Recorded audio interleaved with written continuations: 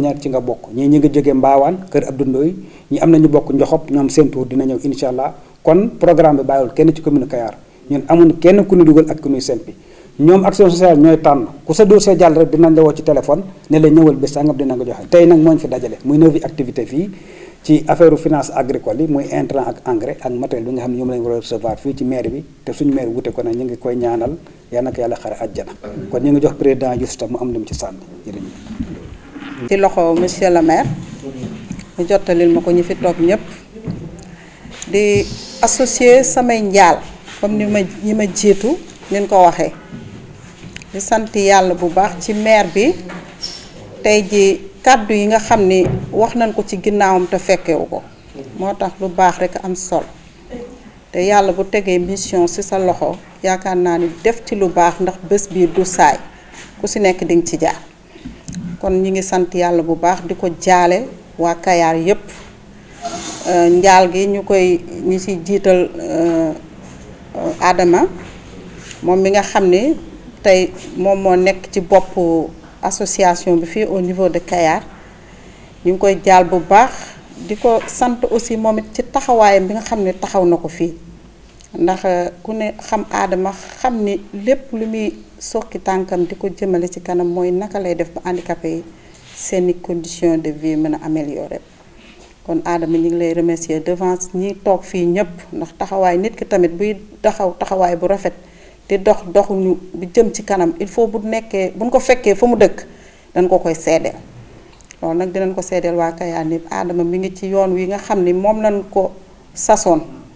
ñu ngi lay ñaanal kay yàlla yombal la ko ba fi nga bëgg a yegg mu yegg fa di gërëm bu di ñi ma àndal jóge Thiès maa ngi ci nuyu sama président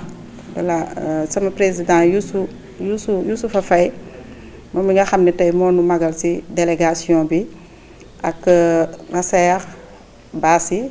ñi ñëpp ñu ngi leen di nuyu bu baax di nuyu tamit ñi nga xam ne ñoom ñoo toog fii di waa Kayar tey wax na ko léegi man maay Abi Cissé jiite kuréel gi ñuy wax nekk ci kuréel gi nekk ci présidente comité de pilotage bu ñu waxee comité de pilotage nag dafa nekk bànqaas boo xam ne dafay piloter c'est vrai mais dafay orienter aussi di suivre activités yi nga xam ne ñooy nekk sur le terrain mu nekk loo xam ne dañ koy rafetlu di ci am torop mbégte di ci jóg di ci dox parce que lépp loo xam ne rek dafay tax seeni condition mën a jëm ci kanam dañuy am cawarte di ci jóg di ci dox ba fi mu bëgg a eggale projet bi ñu eggale fa projet bi nag dafa am nu mu tëddee mooy tey wax na ko léegi dafa am benn ONG allemande bu fi nekk lëkkaloo ak fédération régionale ndax projet bi dafa couvrir toute la région de Thiès tey ni ci Thiès bokkee tey ni ñu ko defee fii au niveau de Kayar noonu lañ ko defee woon fële Jandeer bi ñu jógee defee woon comme Thiès secteur fu nu dem xam ni secteur boobu noonu loolu moo fay dox ñoo ngi ci yëngatu ak ñoom kon ñu ngi leen di ñaaxaat bu baax yéen surtout yéen ñi nga xam ni yéen a bénéficié wu ci projet bi ngeen def de telle sorte que tey lii buñ leen ko joxee mu nekk njëriñ li nag mooy tey jii yéen a ko laajoon dox nañ ko wax ko ba ngeen jot si il faut mu am njeexital bi mooy na ngeen si jëriñu ba seen waa kër njëriñu si ba képp koo xam ne tey jii même boo nekkul waay laago war nga ci mën a bénéficier war nga ci mën a am loo ci jëlee kon loolu nañ leen di dénk di leen ko dénkaat bu baax ndax bu ko deful kat dina mel ni dafay dem ci échec te bu nu sañoon suñuy tànki kanam lay doon mais du doon tànku ginnaaw war a fu nu jaar dinañ fa bu nu fa demaatee dinañ fa fekk loo xam ne dinañ wóor ni kat ñun lan fa defoon am na lu mu jariñ kon ñu ngi leen di sasaat bu baax pour que ngeen góorgóorlu ci loolu di leen sant yéen ñëpp di leen gërëm di wax ni tey xëy na peut-être folklore wax ju bëri mënu am ndax ñun xam na ni ñun ñëpp ci dëy na nekk te ku waxul metti na aussi tam xam nga ni ku fi dëkkul tamit metti na si yow kon ñu ngi delluwaat di jaale ñëpp di sant ñëpp aussi di gërëm ñëpp wasalaam. asalaamaaleykum kenn ku ne maa ngi lay nuyu di leen sant di leen gërëm sant nañ leen ñëpp surtout aada bi nga xam ne mu ngi tax ñoo guddi ak bëccëg sant nañ ko bu baax a baax leen yàlla defal jàmm tamit wax dëgg yàlla kontaan nañ ci li def jox nii kontaan nañ ci bu baax a baax ñu ngi leen di ñaanal yàlla fi ngeen ko sàkko ak fi ngeen koy jëlee yàlla na leen yomb yàlla na leen yàlla jàppale ñu ñëpp ci barke Seydina Muhammad. baax na doon naan nañ ko laaj mbokk yi yéen ci seen làmmiñ yéen a jëkk wax mbaaxam fii ñun tam aussi ñu seede loolu di ñaan suufu Tuubaa bi yàlla na woyof ci kawam yàlla na ko Cheikh Ahmadou Bamba teeru teg ko ci loxo sallallahu alayhi wa sallam ñu tàbbal ko àjjana firdaws yàlla mën na def loolu ndax baax ci si ay néew ji doole yàlla daf ko gërëm yàlla mës na sa yonent yàlla Moussa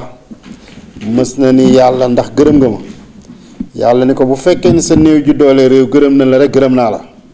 kon yéen a wax fii ci seen làmmiñu néew ji doole ni gërëm ngeen ko ku leen daan jàppale la ku leen bàyyi woon xel la kon yàlla gërëm na ko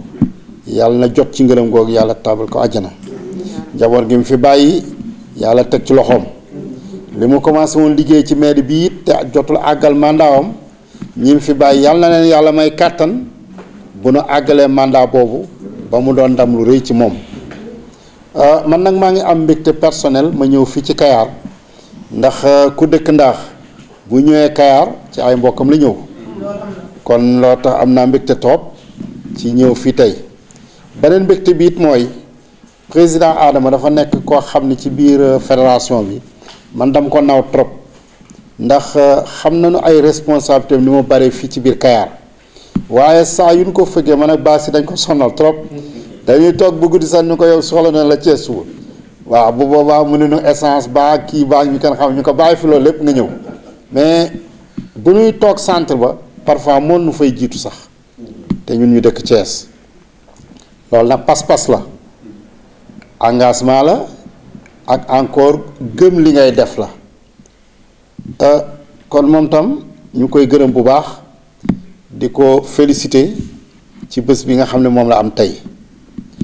li nga xam ne mënu fi indi mooy jox leen ay jiw pour ñi nga xam ni ñooy yëngu ci wàllu suuf si fii ci Kayar te nekk ay waylaago ma jaaxleel tuuti rek nga président Adama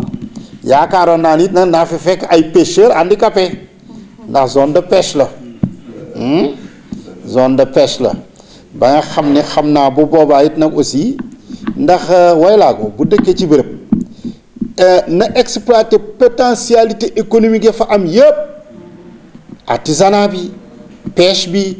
agriculture bi lépp rek ndax dañuy wax ni ñun làmb teraanga yi am ci réew mi yëpp foo nu làmb war nga nu faa daj waaye waruñu yëngu rek ci benn secteur donc lu mel noonu aussi pêche bi secteur la boo xam ne day dox fii ñu jéem a xool plus tard nan la si ay handicapés di duggee bu boobaa ñu jàppaleen ci ay entrants yu demee comme filet de pêche yu jëmee comme ay moteur ak yooyu bu yàggul toog naa ak le ministre de la pêche ndax dafa am benn silmaxa boo xam ni dafa doon gaal ci papaam bu génn àdduna mais moo ko may filet de pêche moo ko installé moteur kooku mi ngi dëkk Joal mu jël ay doomam ñuy dem géej moom sax nee na ma parfois day ànd ñoom dem géej nga xam ne kon waylaago lépp luñ ko tàggat rek ci métier rek war na ko mën a def ndax laago bi ci cër yi la waaye nekkul ci xel mi kon li nga xam ne it moom la leen jox tey li wolof njaay di wax domp ci sot la bokk nit ki buy xeex nga ñëw dompale ko sot nga ndax boo dompee ka ko doon néewal doole bu ko commencé sonn nga ñëw ni ko kiit domp da nga ko jox moom doole goo xam ne dana mën a faagaagal kooku kiy yëngatu encore ci mbir nga ñëw jox ko semence jox ko engrais jox ko yeneen jumtukaay bu boobaa di nga ko jàppale ci moom tam affaire am gën a mën a dem ci kanam fekk it nag encore mu am suuf bu muy defee loolu parce que it nag wax naa ko sànq jandeex ma ni projet dëkk mu ne da ngay xool la nga xam ne moo fay naataange booy financé projet nga financé ko ci anam boobu waaye boo leen financé loo xam ni dëkk ba itteewul loolu bu boobaa projet bi du dox te bareyaan na projet yu bari yoo xam ne yu ci bari ba mu juddoo la dee c'est parce que dañu ñëw xool nu la nga xam ne mooy itte waa dëkk ba ak la nu mëne ñu taxawal leen projet ci loolu yaakaar naa nag projet bi gannaaw fekk nañ fi ñu ci bare ñuy yëngu ci wàllu agriculture kon projet bi juumul ci indi leen ay lu jëm ci intrant agricole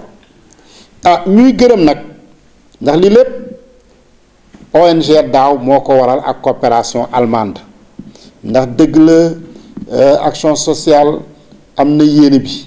sunu mbootaay yi amoon nañu yéene parce que dajewuñu rek comme li ko nit ñi di fooge bu ñu gisee handicapé yi di réunion wala di yëg di wàcc ne ñii ñoo bare solo noonu rek lañ koy tuddee alors que barewuñu solo dañu bëgg tekki ci biir askan wi loolu tax ñuy yëngatu di former ay mbootaay loolu tax bu ñu gisee ku ñuy jàppale ci yi nga xam ne mooy doon sunu mébét saa yu ñu toogee ci réunion nan la ñuy fexe ba suqali sunu mbooloo mi ku ñuy dimbale ci ñu mën a àgg ci loolu it aussi amuñu PM te mooy ONG daaw bii nga xam ni ku mel ni Mouhamad Cissé moo ko jiite ci Sénégal ñu ànd ka ak coopération allemande ñu financé projet bi nga xam ni mooy pour bépp way laago bu dëkk ci région de Thiès nan la ñuy fexee ba soppi nekkinam ñu leen ciy gërëm bu baax di gërëm it technicien action sociale yi nga xam ne ñoo ñu ci accompagner parce que damay faral di wax ni way laago ak action sociale waruñu mën a teqaloo perpendiculaire la boo xam ne dara waru ko rompre waaw ndax kii mooy concerné bi kii mooy intéressé bi diggante intéressé ak concerné nag lal dox seen diggante warul doon luy dog mukk ñooy technicien yi nga xam ne ñoo ñu orienté gannaaw bu ñu ñëwee xam ne yii mooy suñu mébét ak yi ñu bëgg di gërëm aussi le président Fall bi nga xam ne mooy président fédération régionale bi ndax moom tam aussi engagement am ak fitam moo tax keroog ba ñuy signé convention bi mu daal di signé pour que financement bu mel ni dugg ci région muy nag loo xam ne ñu bari sa ñemewuñ ko ñu bari ñemewuñu signé convention projet na da naan ëllëgi si biir kat millions yi may signé naan d'accord naa pour mu dugg sama région bu yàlla defee mu échec ëllëgi si man la nu yoo donc engagement la courage la que mu accepter signer convention bi nga xam ne mooy projet bi dugg fii di gërëm aussi présidente COPIL moom tam ci li nga xam ne moom lay conduire alors projet yi nga xam ni moom la ñu doxal nii mais nag c'est l'occasion gannaaw ñi ngi woon ci ce matin ñëw Jandeer ñara tëje journée bi fii ci Kayar que nag ma féliciter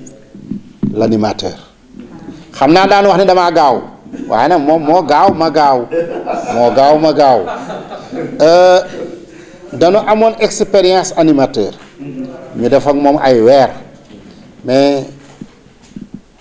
liggéey ba yàlla xam na mu demee bu nu amuloon pas-pas ñun département de Thiès kon projet bi ñoo ciy jël ndaare waaye bi nu demee ba gis ne animateur bi daal doxul dañu ko teg fële ñun ñu commencé xool nan la ñuy dajale suñu ay ressources humaines créer fii ay relais créer fii ay yu kenn xamul ba yenn ci projet bi ñu doxal ko tel que installation comité RBC yëpp ñu installé ko commencé encore doxal yenn activités yi bu ñu demee ba ci biir moom ci boppam sax moo toog ba sa kanam mu xam ni il est dépassé un peu par les événements mu démissionné ñu toog lu yàgg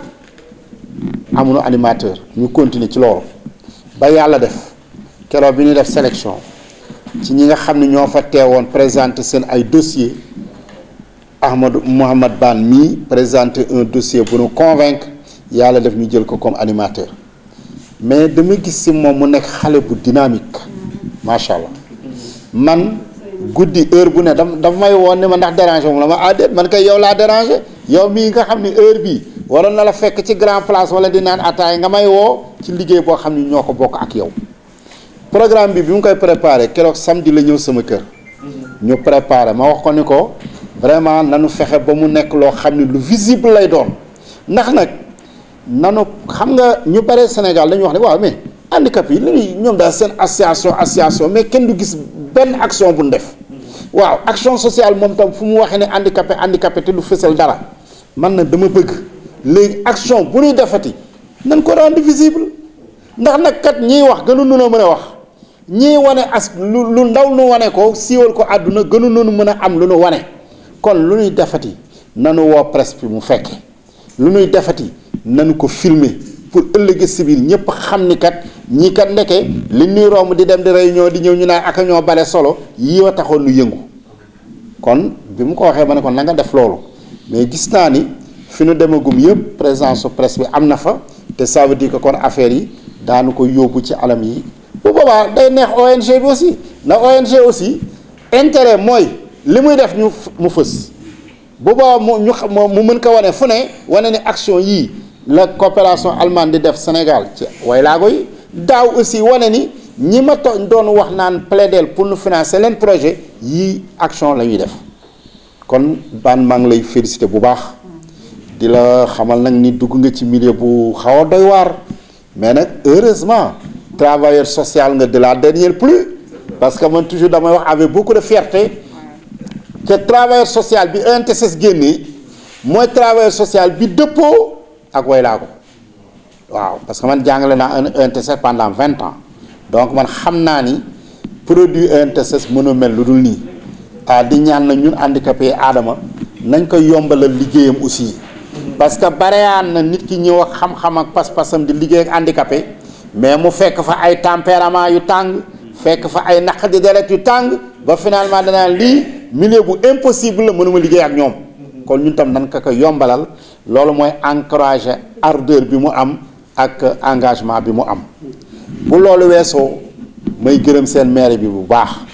ndax man de am naa yaakaar ni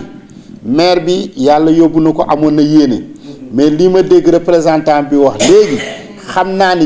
yaakaar googu yàkkeekuwul ndax ñoom tam aussi kooku fa mu tegoon tànkam di leen jàppale ñoom tam daan fa teg seen tànk jàppale di wëlbatiku nag ci bénéficiaires yi lii nu leen jox tey surtout na sama jaamu tukulóor yële